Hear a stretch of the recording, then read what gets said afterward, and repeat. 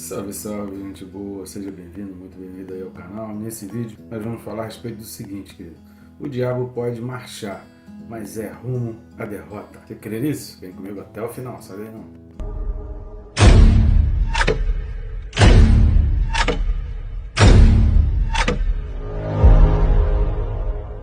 Só não deixe de se inscrever, né, querido? Faz esse favor, já clica logo aí para se inscrever. A sua inscrição é muito importante para nós.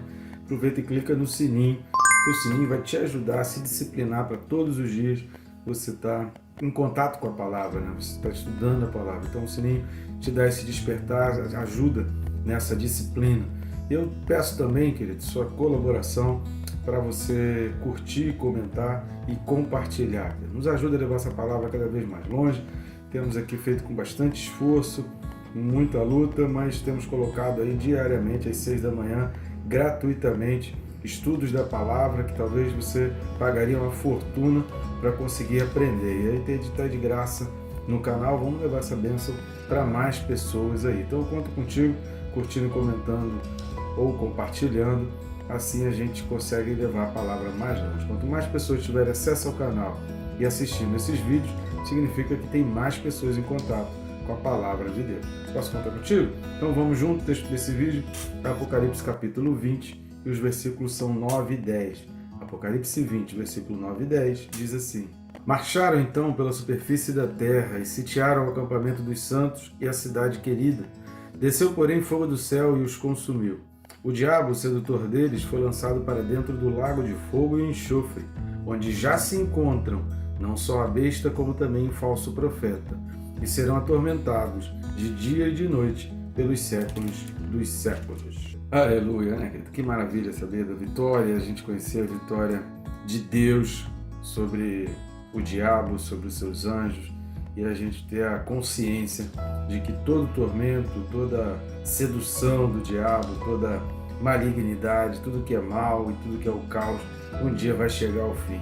Isso traz a tranquilidade para o nosso coração e a gente precisa se disciplinar para crer que o diabo quer arrancar de nós essa esperança. No versículo 20 do capítulo 19 de Apocalipse, foi mencionado aí já que a besta e o falso profeta já tinham sido aprisionados e lançados então no lago que arde de fogo e enxofre. Apenas o diabo ficou solto até que logo depois da batalha do Armagedon, Jesus então o aprisiona e o prende por 1000 anos, né? Sela direitinho, lança ali no abismo e o prende por 1000 anos. E o abismo não é ainda o inferno, né? Mas ele fica ali durante 1000 anos e diz as escrituras que nós vimos isso nos vídeos passados, que era necessário que assim acontecesse. E assim foi.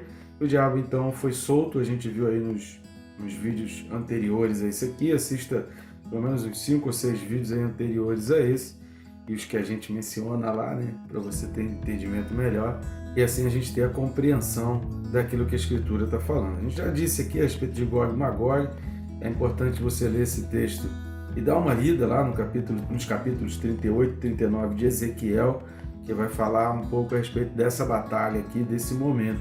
Então ali vai descrever com detalhes muitas informações que estão aqui nesse texto de uma maneira resumida que João viu. Mas vamos lá, vou destacar 4 coisas bem rápidas, importantes, para nós entendermos a respeito do que o texto está dizendo aqui. A primeira expressão, querido, é marcharam. Marcharam traz para a gente 2 coisas importantes. A primeira é que o diabo não agiu sozinho. E a segunda é que uma marcha, ela indica uma preparação, indica que eles estão cheios de si, indica que eles estão com vontade de vencer.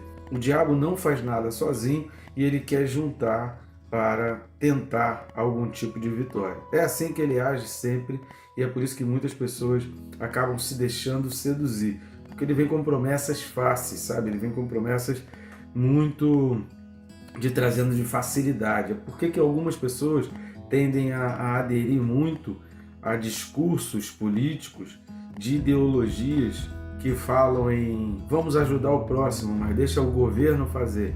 Porque deixa o governo fazer, tira uma responsabilidade pessoal. A gente joga tudo para o governo. O governo dá a bolsa, o governo dá incentivo, o governo tem que fazer, o governo abre concursos e mais concursos.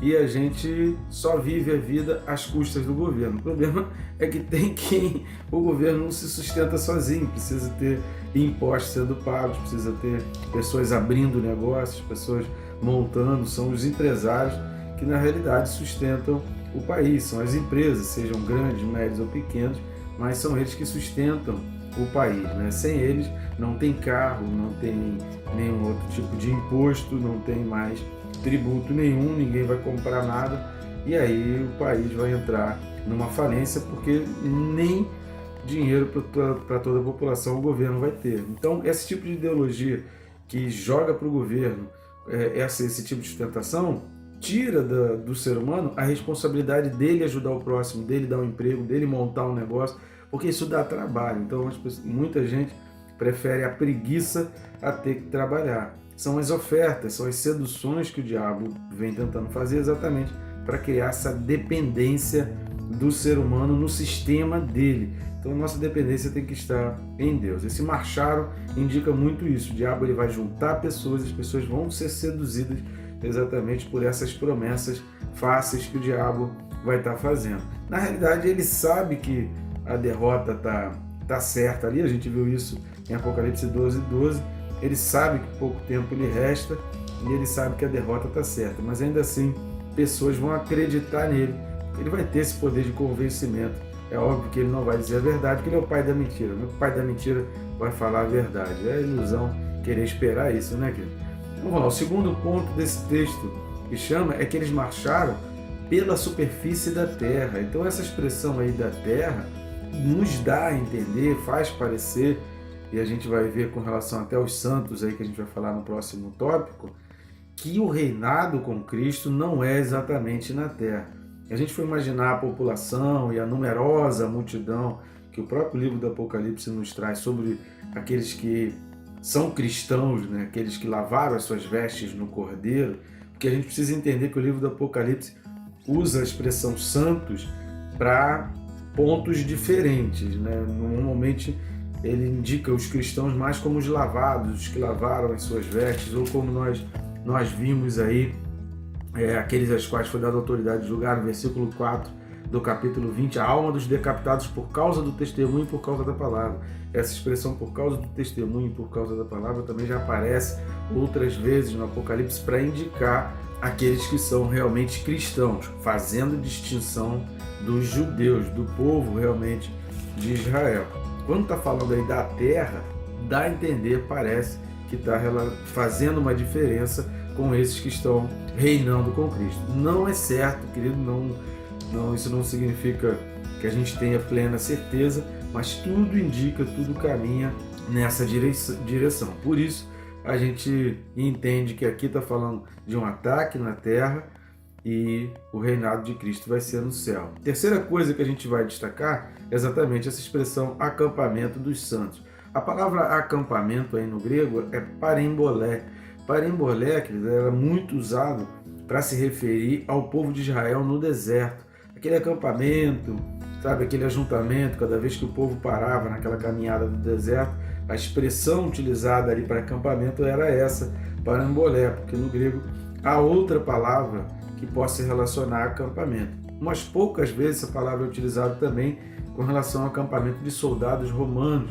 Então, em algumas literaturas da época aqui do Novo Testamento, a gente vai ver essa expressão parembolé usada para acampamentos também de soldados romanos. Mas, em termos de textos bíblicos ou textos de autores cristãos da época, né, a gente vai ver essa palavra muito mais associada ao acampamento de Israel. E a expressão que é a cidade querida é um indicativo de que está se falando de Jerusalém. Das duas, uma, né? Ou esse acampamento é só dos israelitas, é só do povo de Israel, ou é daqueles que reinaram com Cristo, nesse reinado de 1000 anos, que ficaram protegidos ali dentro da cidade santa. Ou seja, o restante, aqueles que não ressuscitaram, ficaram espalhados pela terra. Isso aumenta mais ainda o grau, né, da malignidade do povo, que ainda se deixou seduzir pelo diabo. Se realmente isso está indicando que o povo cristão está reinando com os judeus em Jerusalém durante esses 1000 anos, e reinou ali durante os 1000 anos, cara, isso aumenta muito mais a responsabilidade daqueles que, vendo os ressuscitados ali reinando em Jerusalém, ainda assim se deixaram levar e seduzir pelo diabo. Aí aumentaria muito essa responsabilidade sobre essas pessoas que... Porque aí uma coisa é você ver, por exemplo, a igreja hoje está sendo abençoada, pessoas sendo abençoadas, transformadas, mas ainda não é aquela coisa glorificada, o poder realmente com Cristo. Se é isso mesmo, querido, essa responsabilidade é muito maior. Ou são as duas alternativas para esse acampamento, né? Ou são judeus e cristãos ali em glória, reinando com Cristo em Jerusalém, para que depois da prisão de Satanás venha então um novo céu e a nova terra, né? Depois do julgamento, da prisão e do lançamento da morte no inferno, venha então um novo céu e a nova terra, estendendo para toda a terra, né? Seja uma expressão que se estenda para toda a terra, a gente pode entender isso, ou está falando aqui somente dos judeus. O fato é que esses santos aqui desse versículo, eles não são mais citados, não são mais mencionados na Bíblia, então não há uma explicação com relação a quem são esses santos. As duas hipóteses são essas: ou se trata somente do povo de Israel que ficou ali sitiado e protegido em Jerusalém, ou se trata do governo de Cristo na terra, junto com os ressuscitados, com os que passaram na primeira ressurreição, e junto com os judeus, cristãos e judeus, reinando com Cristo ali em Jerusalém. São as duas possibilidades que a gente pode ver em relação a esse acampamento dos santos.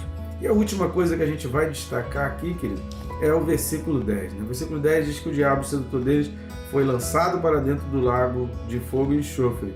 E termina o versículo dizendo, pelos séculos dos séculos. A gente já falou com relação à besta e o falso profeta que já se encontram lá, que a gente já falou que está lá no capítulo 19, né, do 19 ao 21.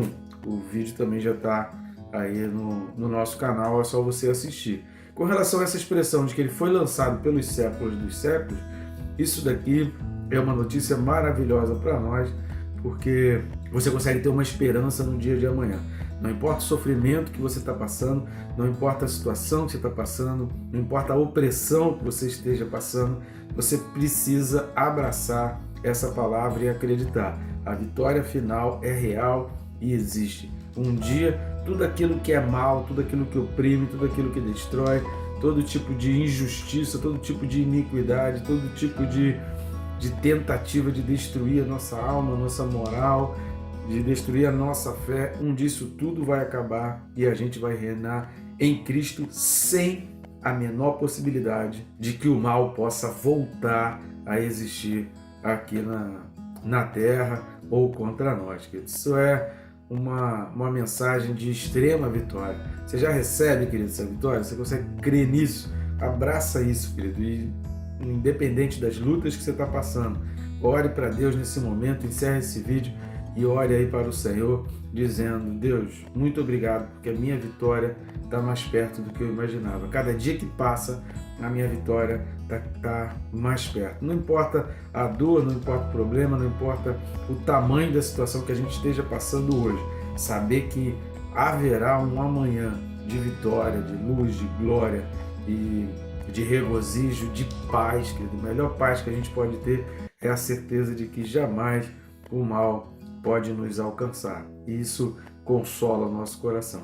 Com esse consolo, peço a você, encerra esse vídeo aí e faz a tua oração diante de Deus, afirmando para você mesmo, para que a tua alma acredite. Se você ler os salmos, você vai ver em vários salmos os salmistas falando para a própria alma. Então profetiza para a tua própria alma. Está difícil crer, Cristo? Está difícil você acreditar num amanhã melhor? Você precisa profetizar para a tua própria alma. Então ore profetizando para a tua própria alma. Ore quantas vezes for necessário até a tua alma ter certeza da vitória. Enquanto o teu coração não tem certeza da vitória, ore profetizando a vitória e ore dizendo: alma, fique em paz, porque a vitória vai chegar. Deus, eu creio na minha vitória. Deus, eu creio que esse problema, essa situação, essa dor vai passar e a minha vitória vai chegar. Você consegue fazer isso? Então faz isso, querido. Eu tenho certeza que bênçãos maravilhosas de Deus virão sobre você e sobre a tua família, em nome de Jesus. Amém?